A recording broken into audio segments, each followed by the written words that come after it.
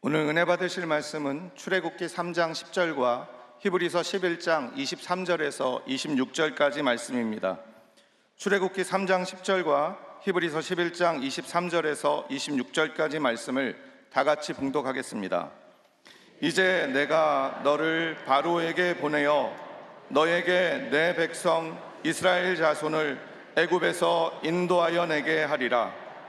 믿음으로 모세가 낳았을 때에 그 부모가 아름다운 아이임을 보고 석 달 동안 숨겨 왕의 명령을 무서워하지 아니하였으며, 믿음으로 모세는 장성하여 바로의 공주의 아들이라 칭함받기를 거절하고 도리어 하나님의 백성과 함께 고난받기를 잠시 죄악의 낙을 누리는 것보다 더 좋아하고 그리스도를 위하여 받는 수모를 애굽의 모든 보화보다 더 큰 재물로 여겼으니 이는 상 주심을 바라봄이라. 아멘. 오늘도 참으로 좋은 날입니다. 옆 분을 이렇게 축복하며 인사합니다. 오늘은 참으로 좋은 날입니다.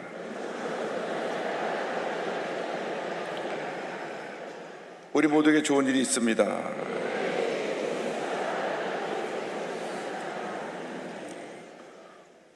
오늘은 출애굽의 영도자 모세에 대해서 함께 말씀을 나눕니다.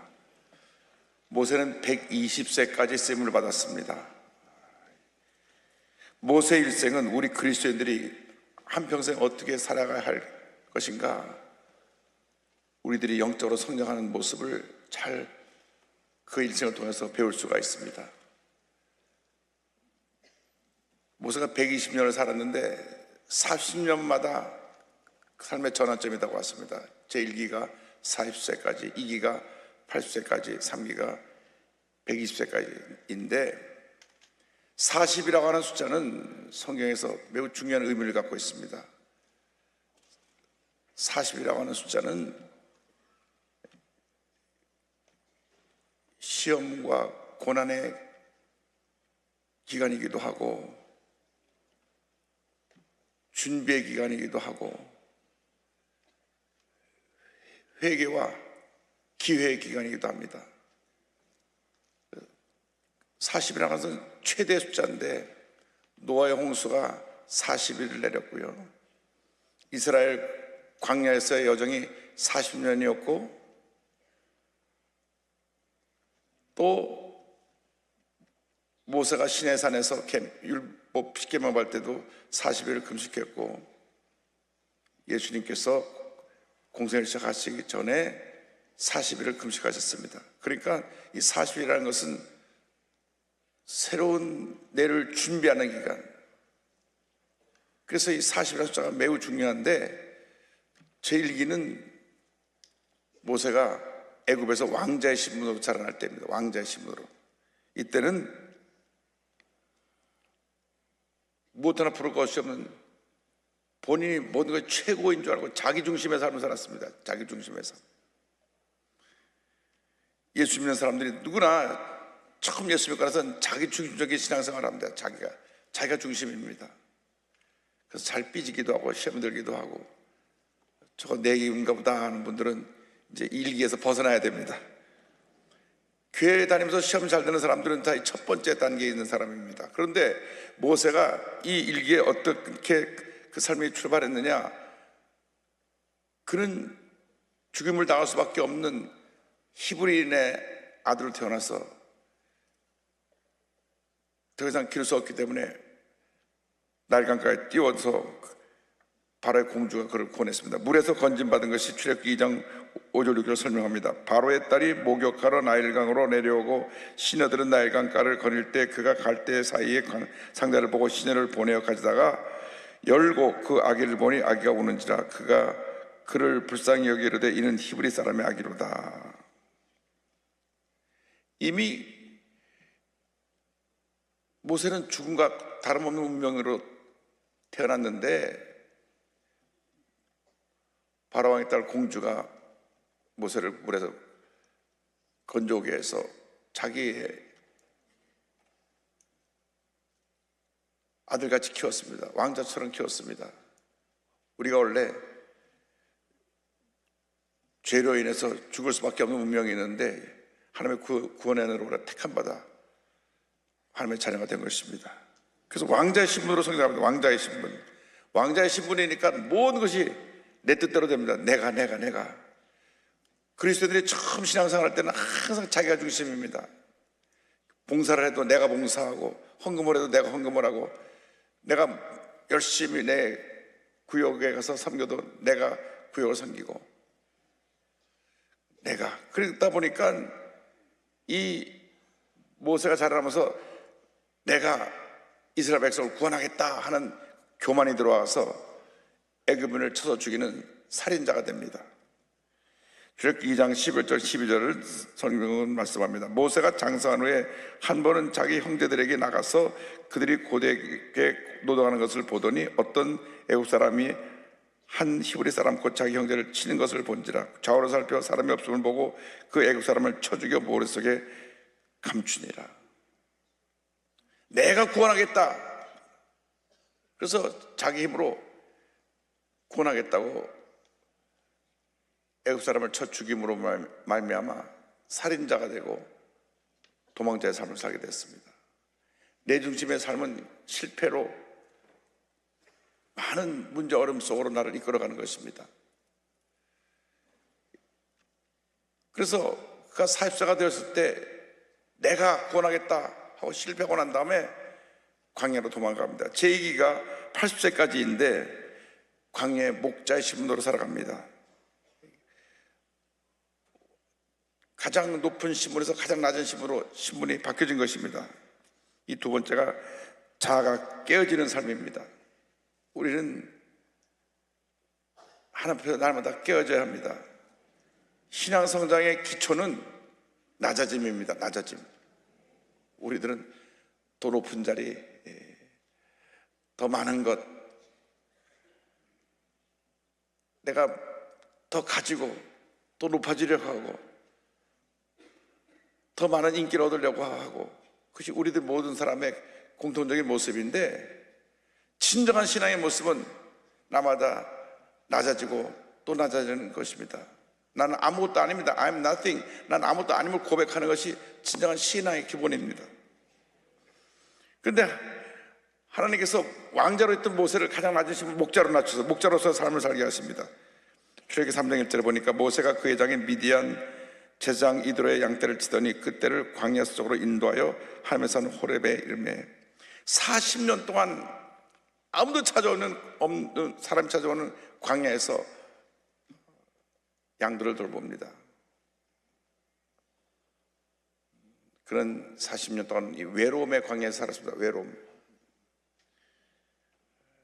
우리 인간의 근본적인 모습이 외로움입니다. 외로움. 일찍이 빌리그레함 목사님이 코스믹 로니네스, 우주적 고독 속에 있다 그랬는데, 제가 지난주에 세계적인 화가인 고 청경자 화백의 서울미술관에 전시회를 다녀왔는데, 그 제목이 내 슬픈 전설 101페이지입니다. 이분이 많은 그림을 그렸는데 그 그림을 가보면 다 외로워요. 슬퍼요. 자기 자신의 모습을 그렇게 표현한 것입니다. 그렇게 유명한 화가고, 그렇게 그 사람이 널리 알려지고, 책도 많이 쓰고, 그림도 많이 그리고, 세계적으로 알려진 화가고, 신문에 글이 나오면 그 사람들 그 신문에 글을 보고 그런 유명한 사람인데도 외로웠어요. 우리 인생은 외롭습니다. 많은 사람 속에 살아도 외롭고 혼자 살아도 외롭습니다. 그러나 이 외로움이 주님을 만나게 하는 만남의 통로가 되는 것입니다. 바쁠 땐 주님을 못 만나요. 외로울 때 주님을 만납니다. 기도골에서 주님을 만나고 광야에서 주님을 만납니다. 이 외로움 속에서 내가 깨어지는 것입니다. 깨어지는 것입니다. 자아가 깨어지는 삶을 체험하게 되고, 그리고 이 외로움 속에서 무엇을 모세가 40년 동안 배우느냐? 대화할 수 있는 유일한 대상이 양들인데, 양들의 연약함, 양들의 순종을 배웁니다. 우리는 주님 앞에서 다 양입니다. 양. 우리는 연약합니다. 양들은 자기 마음대로 왔다 갔다 해요. 우리는 내 마음대로 왔다 갔다 합니다. 그러나 양들이 한 가지 그들에게 있어 장점 뭐냐? 목자의 뒤만 졸졸 따라다닙니다. 순종을 잘해요. 우리는 우리 스스로 갈 길을 알지 못하지만 우리 주님의 뒤만 따라다니면 복을 받을 줄을 믿습니다. 목자로서의 삶을 사는 동안 40년 동안 깨어지고 난 다음에 하나님의 부르심을 받습니다.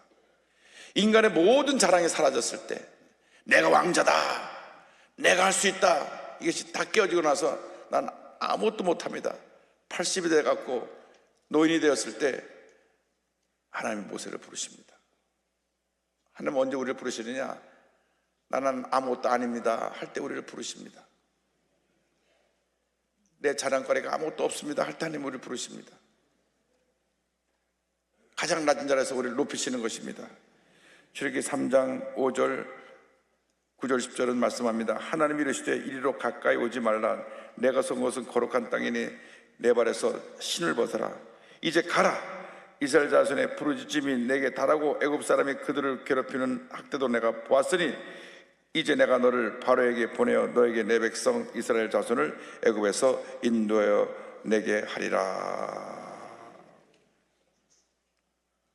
이 광야의 기간은 고난의 기간이지만 축복의 기간입니다. 왜? 깨어짐을 통해서 주님을 만나게 되고 주님께 가까이 나게 되고 주님의 음성을 듣게 되는 것입니다. 내가 할 때는 주님의 음성을 들을 시간이 없습니다. 내가 잘났으니까 막 내가 나가서 막 자랑하고 돈이 너무 잘 버린다고 막 돈하고 뭐니 해도 머니가 최고야 따라다니다가 우리는 실패와 좌절을 체험하게 되고 깨어지고 낮아지고 배신당하고 상처받고 무너지고 아프고 병들고 외롭게 누워있는 그 침대 병상에서 살아계신 주님을 만나게 되고 다시 일어나는 것입니다. 40년을 깨어졌습니다. 얼마나 모세가 강했든지 40년 동안 얼마나 강하게 내가 하고 살았든지 이 왕자로서 완전히 다 깨어지고 아무것도 아니라고 됐을 때 80세에 부르셔갖고 제3기 최고의 지도자로서 그에게 사명을 맡깁니다. 1기는 나중심의 삶, 2기는 내가 깨어지는 삶, 제3기는 하나님 중심의 삶. 할렐루야. 하나님 중심의 삶. 하나님 중심의 삶.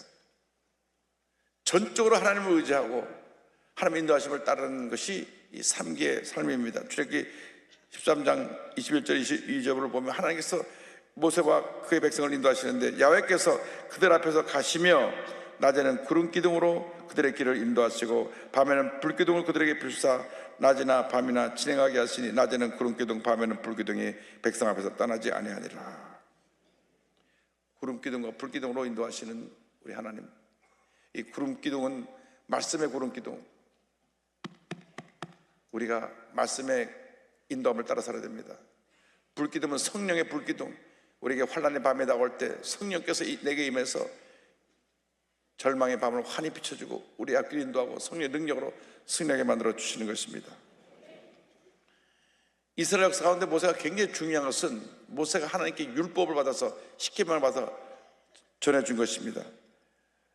하나님의 율법을 받아 이스라엘 백성에게 선포했는데 출애굽기 20장 3절로 6절까지 보겠습니다. 너는 나 외에는 다른 신을 내게 두지 말라. 너를 위하여 새긴 우상을 만들지 말고 또 위로 하늘에 있는 것이나 아래로 땅에 있는 것이나 땅 아래 물속에 있는 것에 어떤 형상도 만들지 말며 그것들에게 절하지 말며 그것들을 섬기지 말라. 나 내 하나님 야훼는 질투하는 하나님인즉 나를 미워하는 자의 죄를 갚되 아버지로부터 아들에게로 3, 4대까지 이르게 하거니와 나를 사랑하고 내 계명을 지키는 자에게는 1000대까지 은혜를 베푸느니라.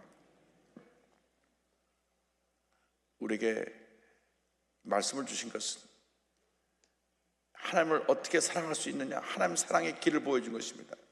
우리에게 말씀을 주신 것은 하나님을 사랑하는 방법을 가르쳐 준 것이고 그 길을 보여준 것이고 동시에 이 말씀을 주신 것은 어떻게 하나님의 형상으로 지음받은 우리 이웃을 사랑할 수 있느냐.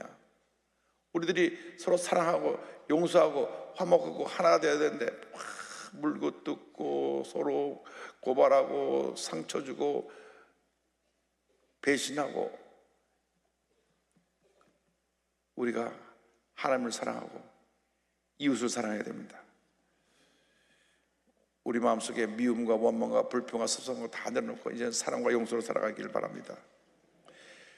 모세가 광야에서 40년 동안 깨어지는 동안에 이 양들의 온순함을 배웠어요. 그래서 온유함이 세상에서 가장 뛰어난 지도자라는 칭찬을 받았습니다. 온유와 겸손은 예수님의 모습입니다. 우리가 우리 삶 속에 예수님을 닮은 온유와 겸손의 모습이 나타나야 됩니다. 형과 누나가 모세를 비방한 적이 있습니다. 왜냐? 이 광야길에서 구스 여인, 아프리카 여인을 부인으로 얻었습니다. 그것을 가지고 그때는 일부 닫혀지기 때문에 부인을 열어둘 수 있었는데, 본인들이 마음에 들지 않는다고 비난을 했을 때 하나님은 모세를 칭찬하셨습니다. 사람들은 비난하지만 하나님은 하나님의 사람을 비난 중에서 건져주고 칭찬하시는 것입니다. 민수기 12장에 설명이 나옵니다. 이 사람 모세는 온유함이 지면의 모든 사람보다 더하니라. 내 종 모세와는 그렇지 아니하니 그는 내 온 집에 충성함이라. 그와는 내가 대면하여 명백히 말하고 은밀한 말로 하지 아니하며 그는 또 야훼의 형상을 보고를 너희가 어찌하여 내 종 모세 비방하기를 두려워하지 아니하느냐.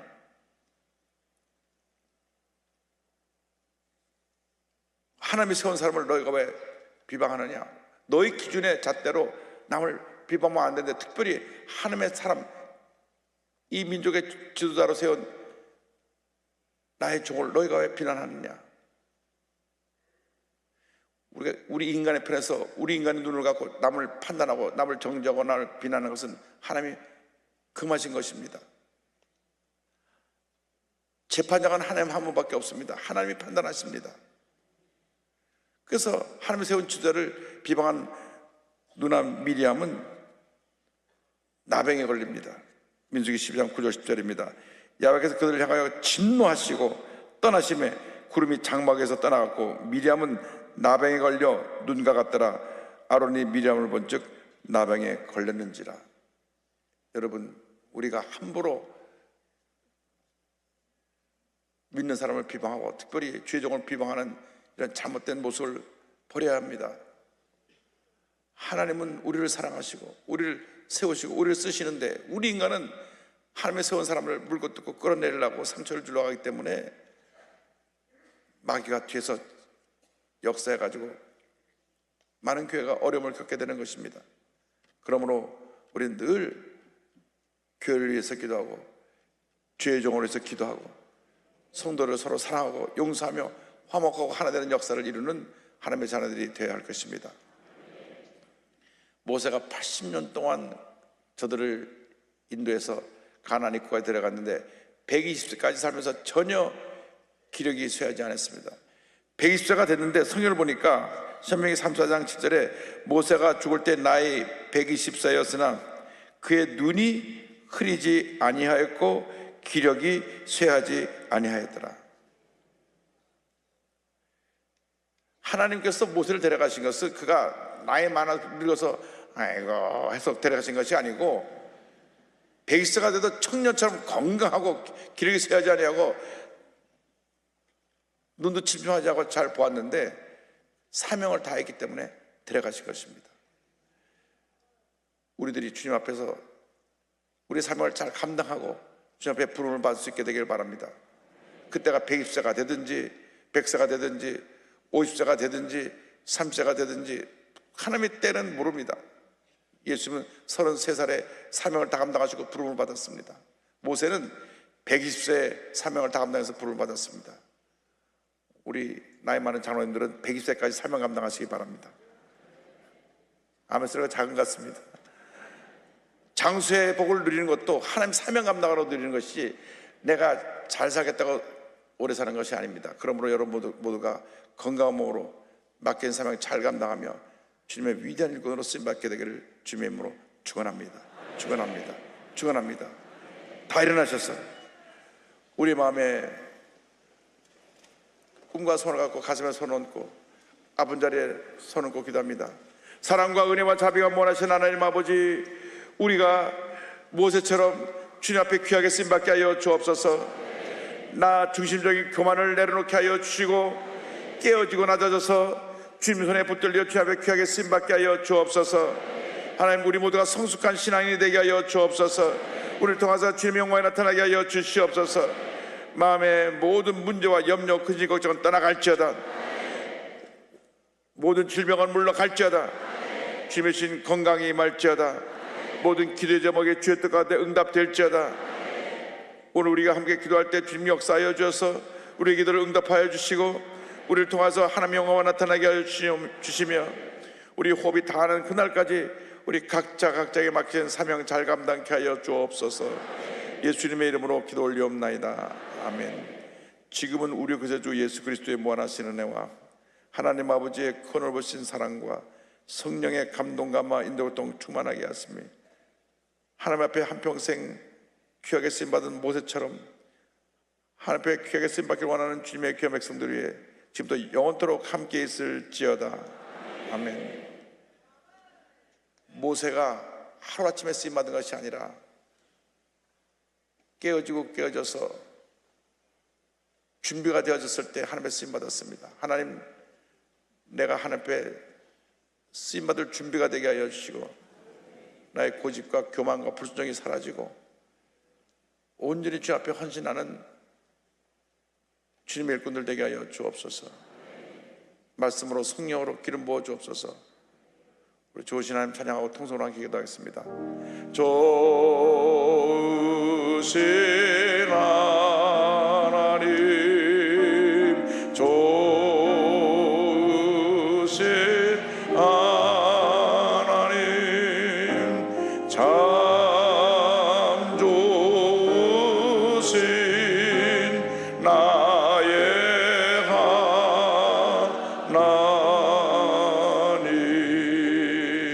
할렐루야.